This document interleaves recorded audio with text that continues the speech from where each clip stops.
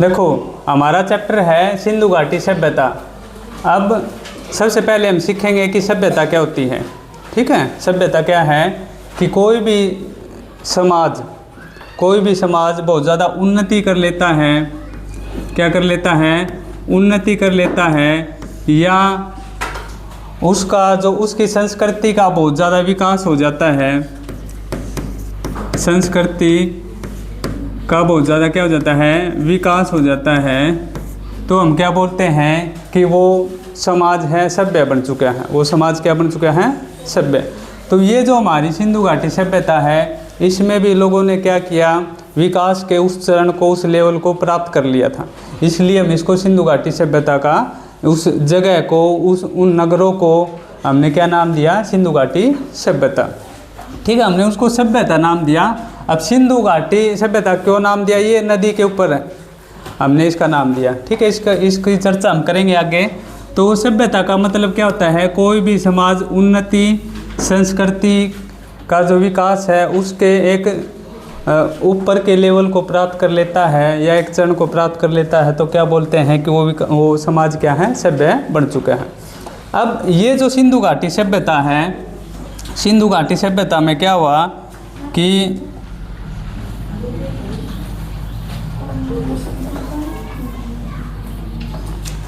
सिंधु घाटी सभ्यता से पहले, अब ये हमारे भारत और पाकिस्तान के क्षेत्रों में सबसे पुरानी सभ्यता है।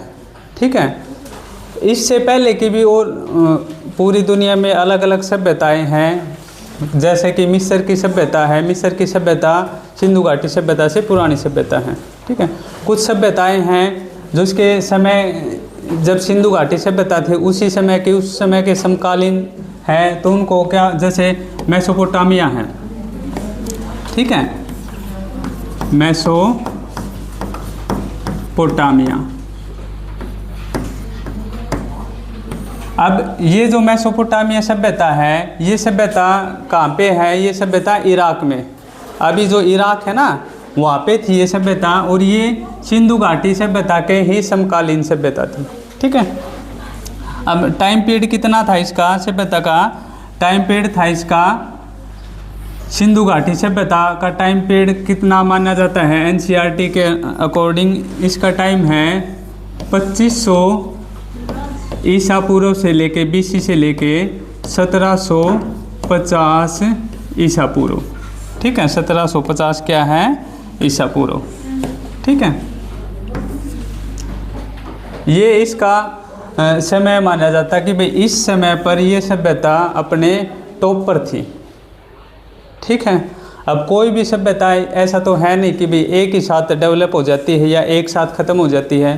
तो इस तरह से ना ये सभ्यता एक साथ बनी और ना ही एक साथ ख़त्म हुई। इसको बनने में भी बहुत सारा समय लगा। तो अब जब हम इसकी बनने की बात करेंगे तो ये इस समय से कई हज़ार साल पहले से शुरुआत हो चुकी थी इसकी बनने की। ठीक है, और 1750 में भी ये पूरी तरह से ख़त्म नहीं हुई थी। धीरे धीरे इनके जो नगर थे वो ख़त्म होते चले गए। ठीक है, अब देखो हमने सभ्यता के बारे में पढ़ा कि सभ्यता क्या होती है। अब थोड़ा सा मैं आपको हिस्टोरिकल बैकग्राउंड बता देता हूँ कि भाई सभ्यता से पहले, पृथ्वी के ऊपर सभ्यताएं बनने से पहले लोग कैसे रहते थे। अब आदि मानव या मानव कह सकते हैं पृथ्वी पर 56 लाख वर्ष पहले आया था।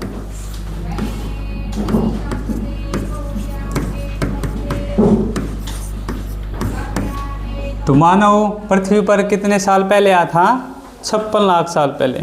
तो 56 लाख साल पहले आया, लेकिन शुरू में जो मानव धरती के ऊपर आया था, तो शुरू में उसने वो क्या था? शुरू में चीज़ों को सिर्फ खाता था, अपने भोजन की व्यवस्था करता था कि भाई घूमता रहता था, कहीं पे भोजन मिल गया, भोजन को खा लिया, घूमता फिरता रहता था बस।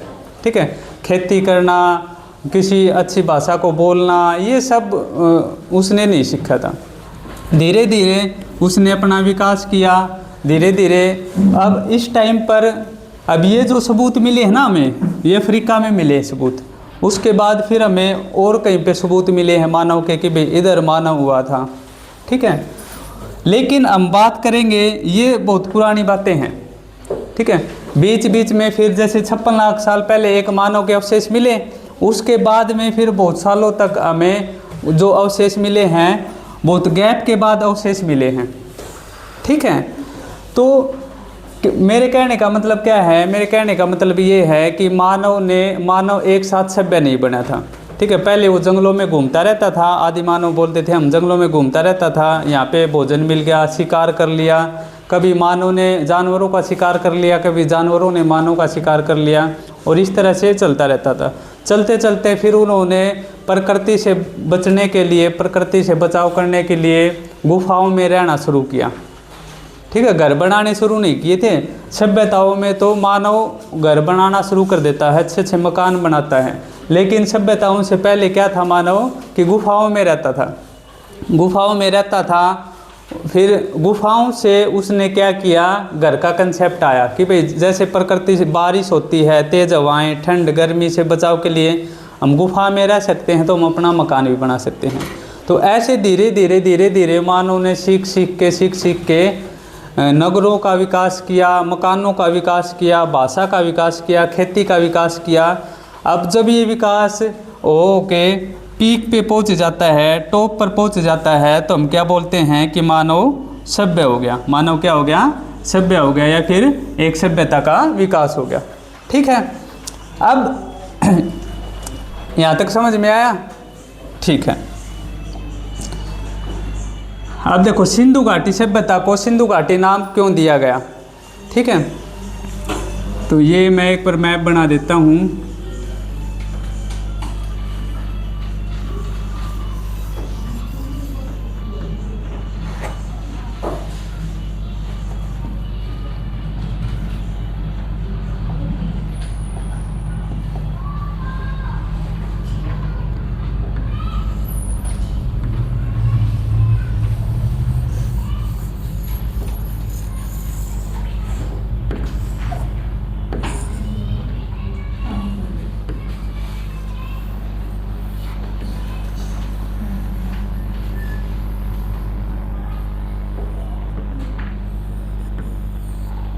देखो ये अभी का अपना भारत है,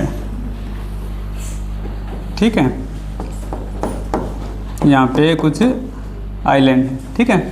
अब जब सिंधु घाटी सभ्यता की बात कर रहे हैं, अब ये कहाँ तक फैली हुई थी, ये है पाकिस्तान, ये क्या है, पाकिस्तान, और पाकिस्तान के ही साथ में ये क्या है, अफगानिस्तान, ठीक है। इधर क्या है, ईरान, और ये है अफगानिस्तान, ठीक है। ये है भारत, और यहाँ से एक नदी, ये है नेपाल, और यहाँ पे है तिब्बत, और तिब्बत अभी चाइना के कब्जे में है, तो हम इसको चीन भी बोल सकते हैं। हम क्या बोल सकते हैं, चीन, ठीक है। तो यहाँ से एक नदी निकलती है मानसरोवर झील से, और ऐसे बहती हुई ये पाकिस्तान से गुजर के, और ये अरब सागर है, अरब सागर में गिर जाती है, ठीक है, अरब सागर में गिर जाती है। तो ये जो नदी है, इस नदी का नाम है सिंधु नदी। क्या नाम है, सिंधु नदी। तो इस नदी के ही आसपास इन नगरों का विकास हुआ, इस नदी के आसपास ही इस सभ्यता का विकास हुआ, इसलिए इस सभ्यता का नाम क्या दिया हमने, सिंधु घाटी सभ्यता। घाटी होती है नदी के आसपास का क्षेत्र, ठीक है। घाटी किसको बोलते हैं, नदी के जो आसपास का क्षेत्र होता है उसको घाटी बोलते हैं। तो सिंधु नदी के आसपास अब इसकी सहायक नदियाँ भी हैं, सिंधु नदी की सहायक नदियाँ भी हैं। अब इन नदियों के आसपास जिस सभ्यता का विकास हुआ उसको क्या नाम दिया हमने, सिंधु घाटी सभ्यता। तो ये जो सिंधु घाटी सभ्यता नाम है, ये किसके आधार पे नाम है, ज्योग्राफी के आधार पे। किसके आधार पे है, ज्योग्राफी के आधार पे, भूगोल के आधार पे, और हम मोटा मोटा हम क्या बोल सकते हैं, नदी के आधार पे। तो सिंधु घाटी सभ्यता का जो सिंधु घाटी सभ्यता नाम दिया गया है, किसके आधार पे दिया गया है, नदी के आधार पे, ठीक है। अब ये कहाँ तक फैली हुई थी ये सभ्यता, ये सभ्यता जम्मू कश्मीर से लेके, उत्तर में जम्मू कश्मीर से लेके पश्चिम में अफ़गानिस्तान से लेके ये ईरान के बॉर्डर तक, और इधर दक्षिण में महाराष्ट्र तक और पूर्व में मेरठ तक ऐसे फैली हुई थी भैया।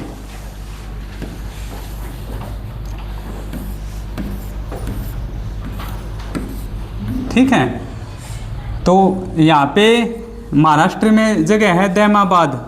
कौन सी जगह है? ये सिंधु घाटी सभ्यता का सबसे दक्षिणी स्थल है। ठीक है, दक्षिण में महाराष्ट्र में दैमाबाद तक फैली हुई थी ये सभ्यता। जो अब हम कैसे कह सकते हैं कि भाई ये सभ्यता यहाँ तक फैली हुई थी? हमें जो सबूत मिले ना, देखो इतिहास का इतिहास के बारे में कोई भी बात हम सबूतों के आधार पे हम क्या करते हैं? अनुमान लगाते हैं। तो हमें जो एविडेंस मिले हैं उसके आधार पे हमने अनुमान लगा कि दैमाबाद तक ये फैली हुई थी। इधर है आलमगीरपुर, मेरठ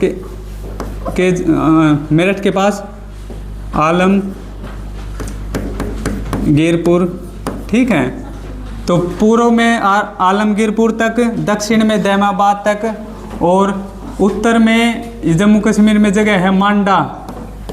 ठीक है, और यहाँ पे अफगानिस्तान के, ईरान के बॉर्डर पे अफगानिस्तान तक ये जगह है सुतका गेंडोर। कौन सी जगह है? सुतका गेंडोर। तो इस तरह से पश्चिम में सुतका गेंडोर से लेके पूर्व में आलमगीरपुर तक, उत्तर में मांडा से लेकर दक्षिण में दैमाबाद तक, इस तरह से ये सभ्यता फैली हुई थी।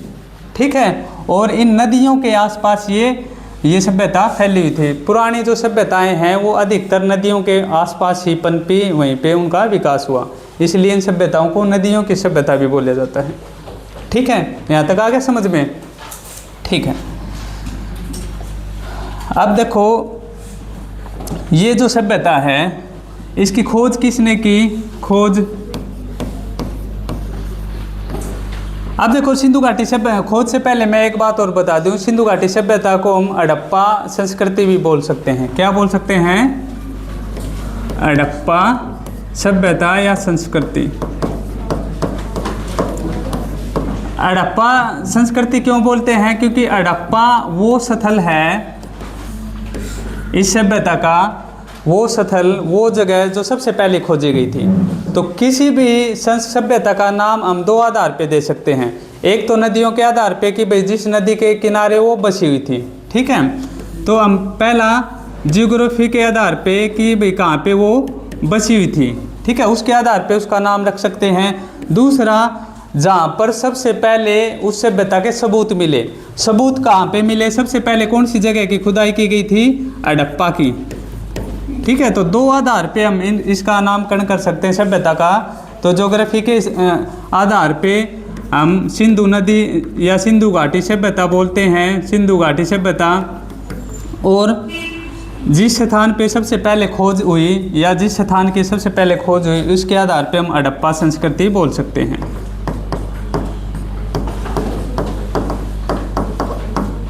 ठीक है, क्या बोल सकते हैं? हड़प्पा संस्कृति। यहाँ तक समझ में आ गया? तो इस सभ्यता के दो नाम हैं, कौन कौन से? सिंधु घाटी सभ्यता या सिंधु सरस्वती सभ्यता या फिर हड़प्पा संस्कृति, 20 के नाम हैं।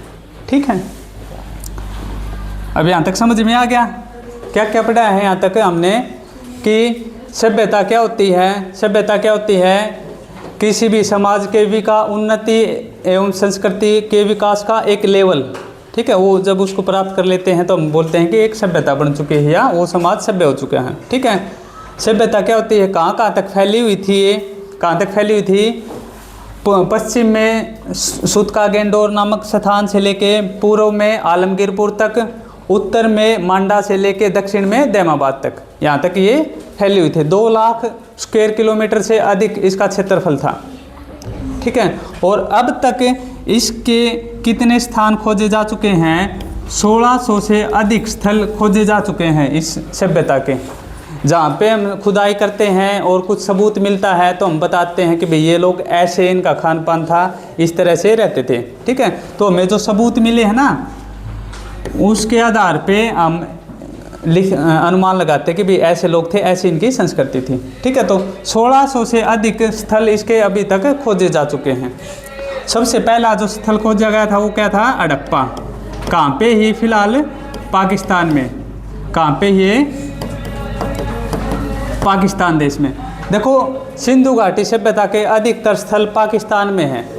कहाँ पर है? अधिकतर। ठीक है, तो ये जो हड़प्पा है ये स्थल भी कहाँ पे है? पाकिस्तान में। और ये कौन सी नदी पे बसा हुआ है? रावी पर। कौन सी नदी पर बसा हुआ है? रावी नदी पर। रावी नदी, ठीक है ना योगिता?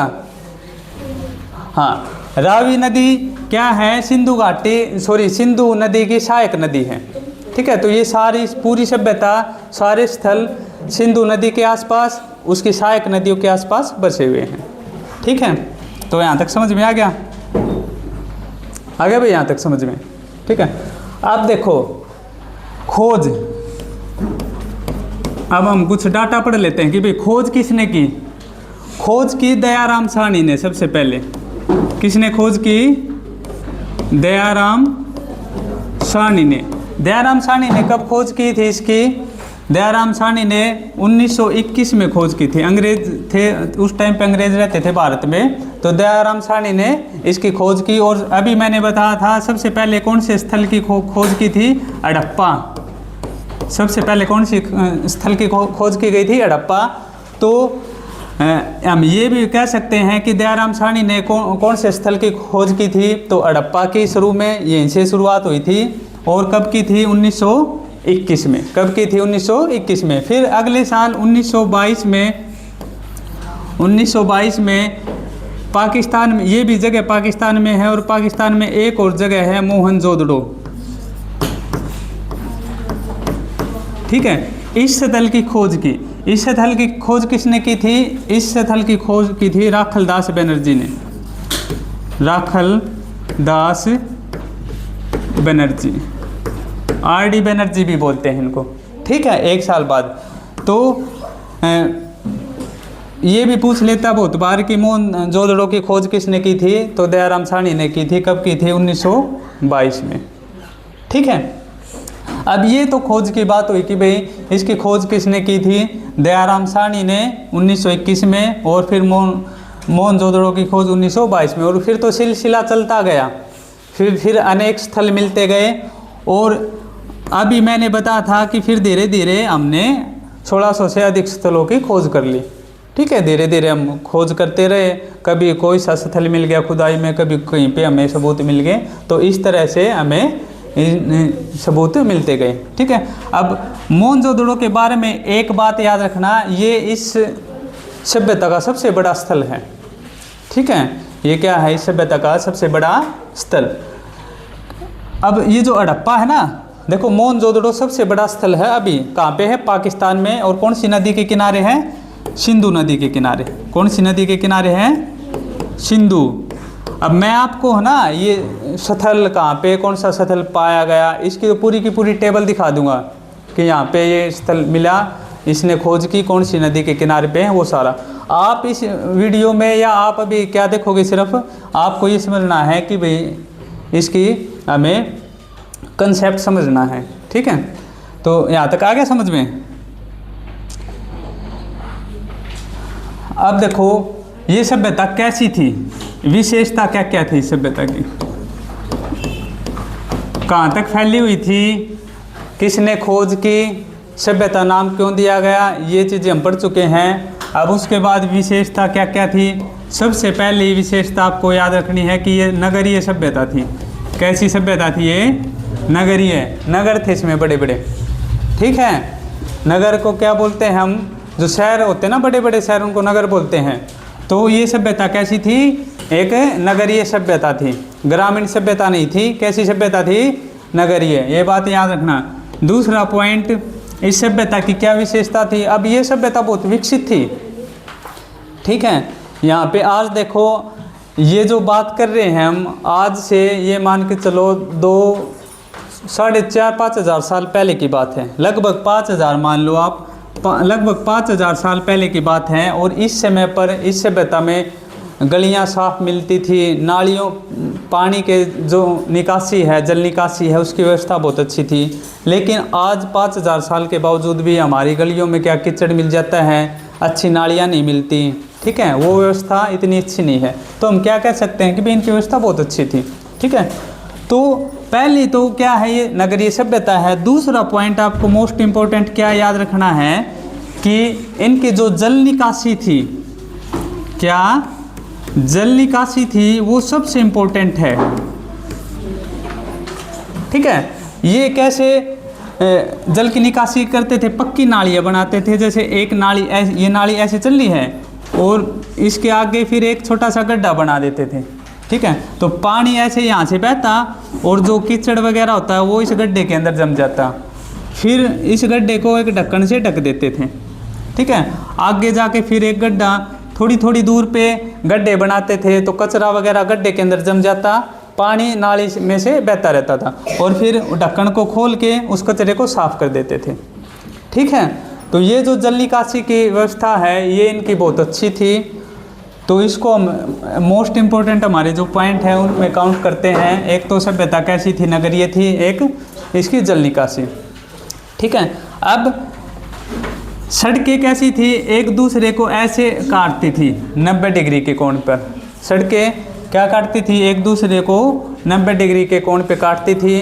और जो मकान होते थे, ओए आराम से बैठ जाओ, और जो मकान होते थे, मकान के जो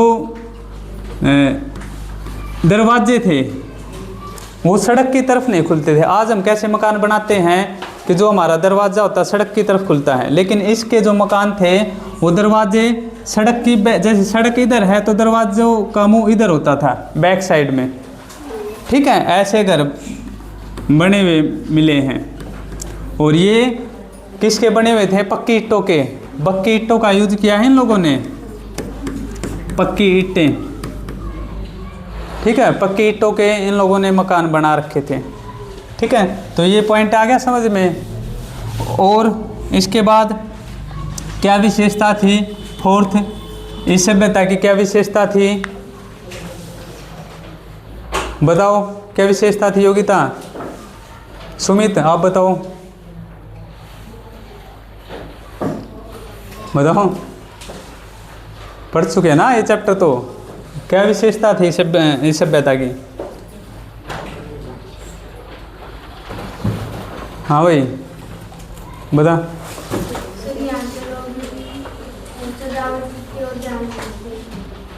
सजावट की तरफ ध्यान देते थे।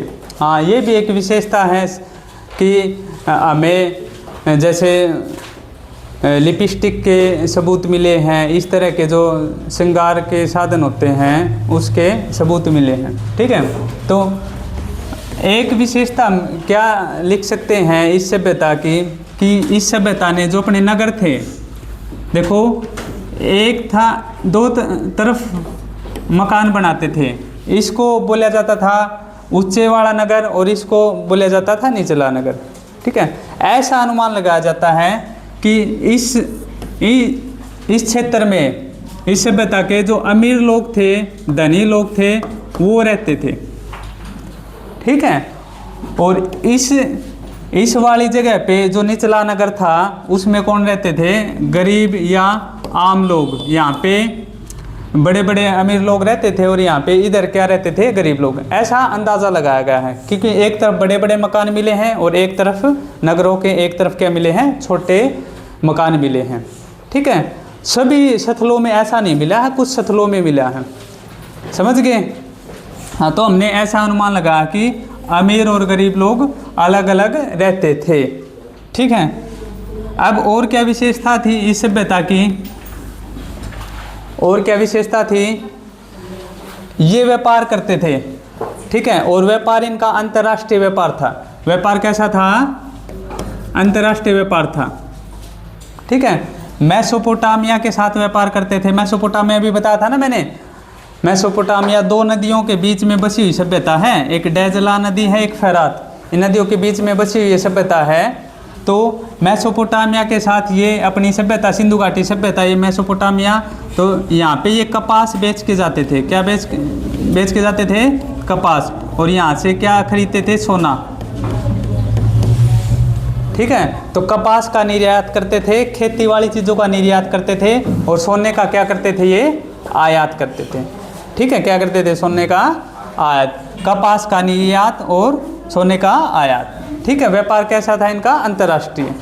ठीक है, अब इसी पॉइंट से एक बात इसमें ये याद रखना कि पूरी दुनिया में जो कपास है वो सिंधु घाटी सभ्यता में उगाई गई थी। पूरी दुनिया में जो कपास है उसका उत्पादन सबसे पहले कहाँ पे किया गया था, सिंधु घाटी सभ्यता में।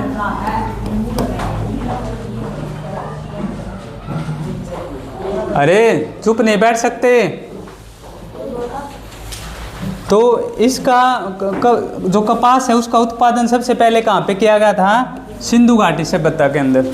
ठीक है, सबसे पहले कहाँ पे किया गया था, सिंधु घाटी सभ्यता के अंदर। और कपास को क्या बोला जाता था, सिंडन।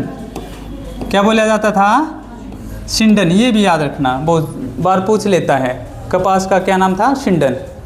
ठीक है, पूरी दुनिया में सबसे पहले कपास सिंधु घाटी सभ्यता में उगाई गई और क्या बोलते थे उसको, सिंडन बोलते थे। ठीक है, व्यापार करते थे। अब क्या व्यापार के समय पैसा था, नेक्स्ट पॉइंट क्या है, सिक्स्थ, क्या करेंसी आज जैसे मुद्रा है, मुद्रा, क्या उस समय पर भी मुद्रा थी, नहीं, उस समय पर मुद्रा नहीं थी। ये कैसे व्यापार करते थे, वस्तु का आदान प्रदान करते थे। क्या करते थे, वस्तु का आदान प्रदान। वस्तु, एक वस्तु दे देते थे और दूसरी बदले में दूसरी वस्तु खरीद लेते थे। ठीक है, इसको इंग्लिश में क्या बोला जाता है, बार्टर सिस्टम।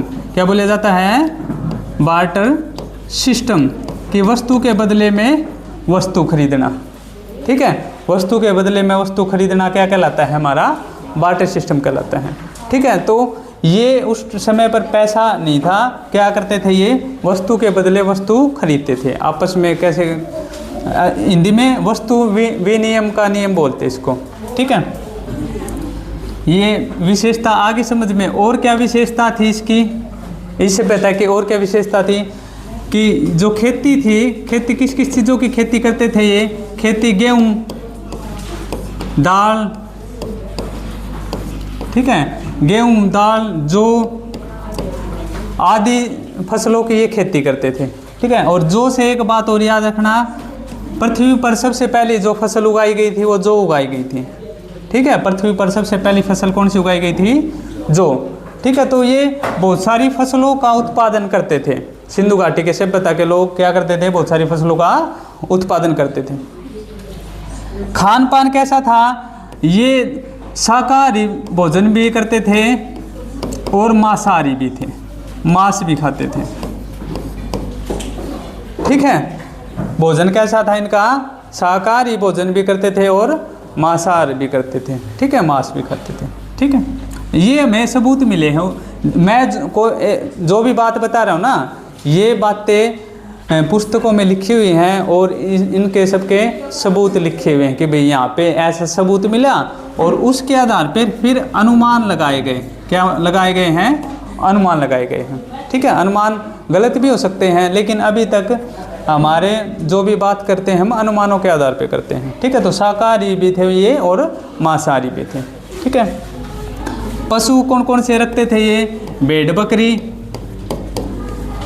भेड़ बकरी, गाय, ठीक है, बैल। अब बैल के सबूत मिले हैं, कुबड़ वाला बैल मिला है।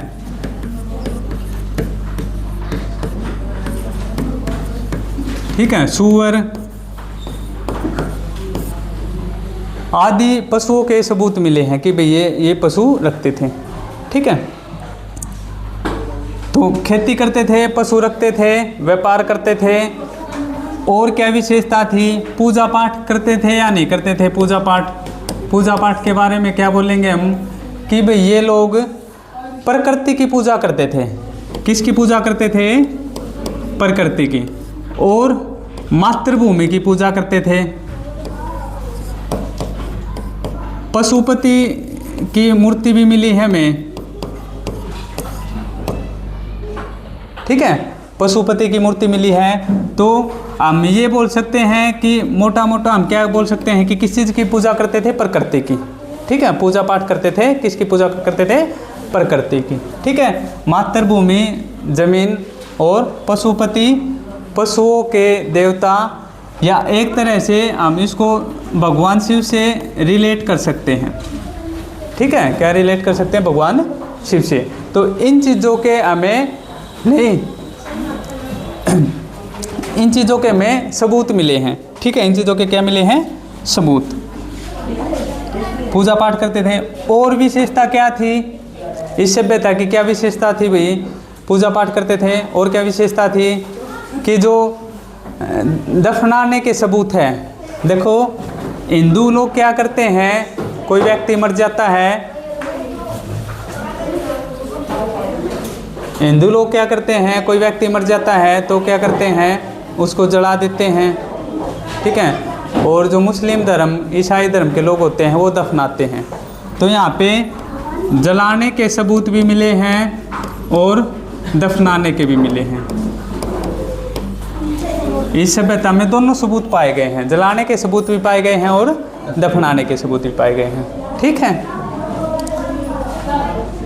अरे चुप बैठ जाओ।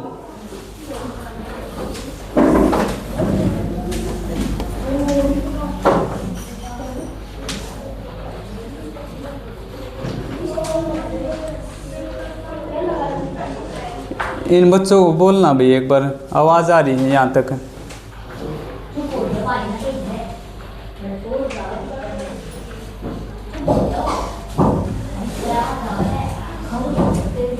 ठीक है। और क्या क्या विशेषता थी इस सभ्यता की? कि अभी तक हमें ये सबूत नहीं मिला है कि यहाँ पे राजा होते थे, लड़ाई वगैरह होती थी, तो लड़ाई के सबूत नहीं मिले हैं। ठीक है। हम ये कह सकते हैं शासक वर्ग यहाँ पे शायद नहीं था, शासक वर्ग, उसके एविडेंस नहीं मिले हैं। ठीक है, राजाओं के एविडेंस नहीं मिले हैं। ठीक है। और क्या विशेषता थी सभ्यता की? बताओ भाई। ठीक है, ज़्यादा लंबी क्लास होगी। चलो नेक्स्ट क्लास में मैं बताऊंगा बाकी। ठीक है।